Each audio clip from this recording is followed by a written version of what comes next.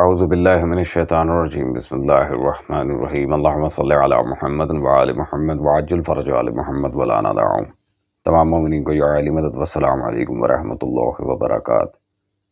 سامعین گرامی قدر، حال ہی میں انڈیا میں ایک انتہائی افسوسناک واقعہ پیش آیا جس کی اطلاع مجھے خود انڈیا کے مومنین نے دی، اور بہت سے انڈیا کے ماتمیوں نے مجھے اس بات پر انسسٹ کیا کہ شاہ صاحب ایک خبیث النفس انسان ہے جس نے ماتم سلطان دشت نینوا صلوات اللہ علیہ پر شیعہ ہو کر ہرزہ سرائی کی ہے۔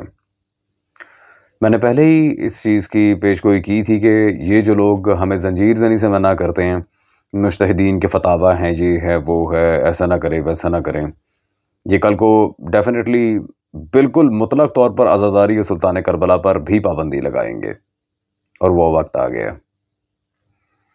اب منبر حسین سے عزاداری امام حسین اور عزاداری اہل بیت امام حسین پہ نعوذ باللہ من ذالک روک ٹوک لگانے کی ایک ناکام کوشش کی جا رہی ہے، اور اسے عبث فعل کہا جا رہا ہے، اسے نعوذ باللہ غلط کہا جا رہا ہے، اور اس سے باقاعدہ یہ کہا جا رہا ہے کہ آپ سب کا فریضہ ہے کہ ان لوگوں کو جا کر روکیں، یہ اس طرح کے کام نہ کریں۔ لا حول ولا قوت الا باللہ۔ سامعین گرامی قدر، وقت ضائع کیے بغیر ہم آپ کو لے کے چلتے ہیں اس ویڈیو کی طرف۔ پھر یہ جو بھی جاہل مولوی ہے اسے انشاءاللہ تبارک و تعالی ہم بذات خود اس ہی کے گھر کے علماء کی کتابوں سے جواب دیں گے۔ خدا کی قسم، یہ لوگ جو اس گلی میں اس میں رہتے ہیں یہ سو نہیں پاتے ہیں، غیروں کی بات نہیں ہے، انہوں نے تو کہا ہے اپنے مومن کہنے ہیں، جائز نہیں ہے۔ کیسے بھائی ہم ماتم کرتے ہیں، ہم پرسہ دیتے ہیں، اس کے ذریعے سے ہم اپنے کو اہل بیت سے قریب کرنا چاہتے ہیں، تو جو عمل ان کو پسند ہی نہیں ہے ہم کیسے اس کے ذریعے قریب ہو جائیں گے؟ بتائیے۔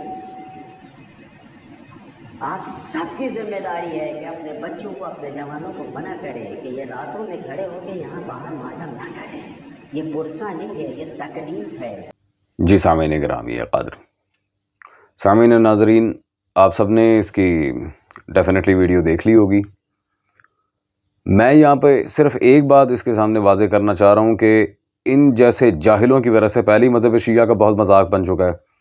اب اللہ جانے یہ مزید اور کون سا کھیل کھیل رہے ہیں صرف اغیار کو خوش کرنے کے لیے اور ان سے پیسے ہینٹنے کے لیے۔ یہ اللہ جانے یہ کیا کرنا کیا چاہ رہے ہیں مکتبہ اہل بیت کے ساتھ، مجھے اس چیز کا علم نہیں ہے۔ اور سامعین گرامی قدر، عزاداری کے اوپر فتویٰ لگا دینا اگر اتنا ہی آسان ہے تو پھر میں کہتا ہوں کہ اور بھی چیزوں کے اوپر فتویٰ لگاؤ۔ جی لوگوں کو برا لگتا ہے، لوگ ڈسٹرب ہوتے ہیں، لوگوں کو دیکھ کے کبھی شرعی احکام بدلے جاتے ہیں کہ شاعر حسینی نعوذ باللہ من ذالک اتنی عام چیز ہے کہ لوگوں کو دیکھ کے سلطان دشت نینوا کے غم کو چھوٹا کیا جاتا ہے۔ لا حول ولا قوت الا باللہ۔ یہ لوگوں کو دیکھ کے یہ مولوی صاحب شریعت بنا رہے ہیں اپنی۔ میں کہتا ہوں مولوی صاحب خدا کا خوف کریں، بالآخر مرنا ہے، قبر میں جانا ہے۔ یہ لوگوں کو دیکھ کے اگر امام حسین کی راہ کو چھوڑیں گے تو پھر اللہ اللہ خیری صلی اللہ، پھر تو کل کو آپ یزید کو بھی برحق کہہ دیں گے نعوذ باللہ من ذالک۔ سامعین گرامی قدر،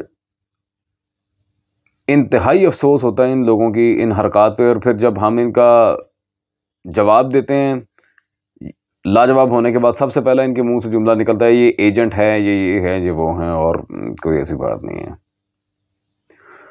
خیر، اب سب سے پہلے تو ان جیسے جاہلوں کی جو حرکات ہیں میں ذرا اس کی وضاحت آپ کے سامنے کر چکا ہوں کہ یہ کیا کیا کرنا چاہ رہے ہیں۔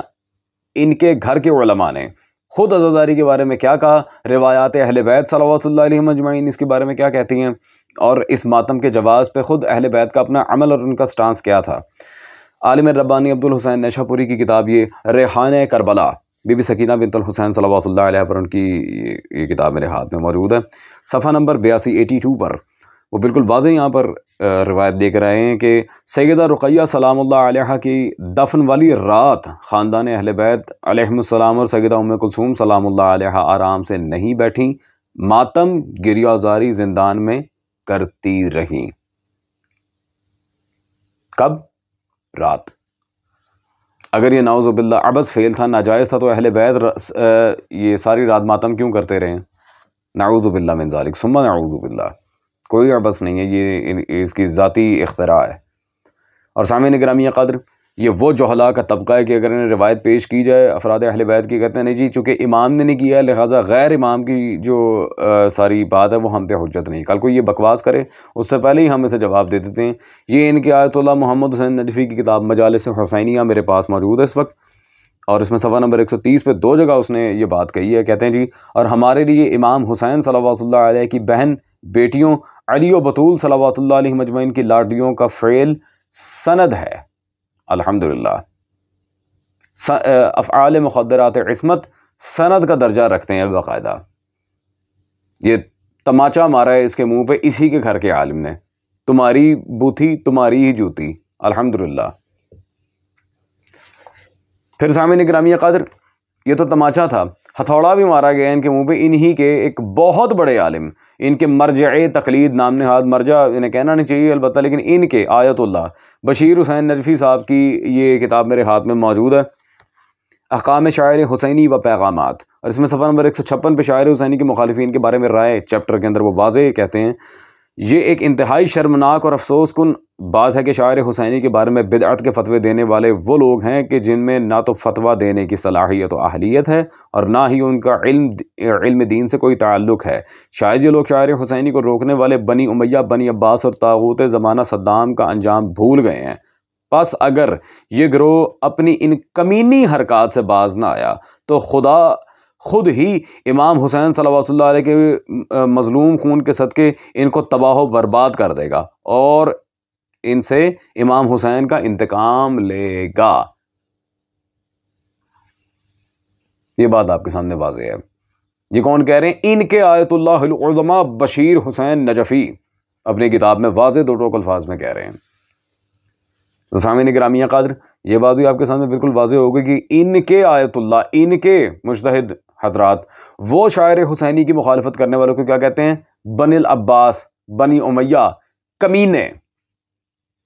وہ اور باقاعدہ بد دعائیں دے رہے ہیں کہ اللہ انہیں قتل کرے گا، انہیں برباد کرے گا. تو اب الحمدللہ یہاں بات واضح ہے، جو اپنے ہی مجتہدین سے گالیاں کھا رہا ہے، میں ایسے بدبخت انسان کی بات کو اپنے جوتے کی نوک پہ مارتا ہوں. جو سیدھی بات ہے، یہ وہ طبقہ ہے جنہیں ان کے اپنے مجتہدین ایکسیپٹ نہیں کرتے تو پھر کجا کے سارے شیعہ مل کے ایکسیپٹ کریں. ہم تو الحمدللہ فخر سے کہتے ہیں کہ ہم اخباری المسلک ہیں، ہم ایسے لوگوں کو منہ نہیں لگاتے، کیونکہ ان میں علم مناظرہ کی میں کہتا ہوں اصول و ضوابط پڑھنا تو بہت دور کی بات ہے، ان میں مناظرہ کا چیلنج ایکسیپٹ کرنے کی بھی جرات نہیں ہے. علمی و فنی طریقے سے ایک بات کو لے کے چلنا وہ کچھ اور ہے، ان میں جرأت ہی نہیں ہے کہ یہ مناظرے کا چیلنج بھی ایکسیپٹ کریں. مناظرے سے تو ان کی جان جاتی ہے نام نہاد مولویوں کی. خیر سامعین گرامی قدر، میں اس سے زیادہ کچھ بولنے کے حق میں نہیں ہوں.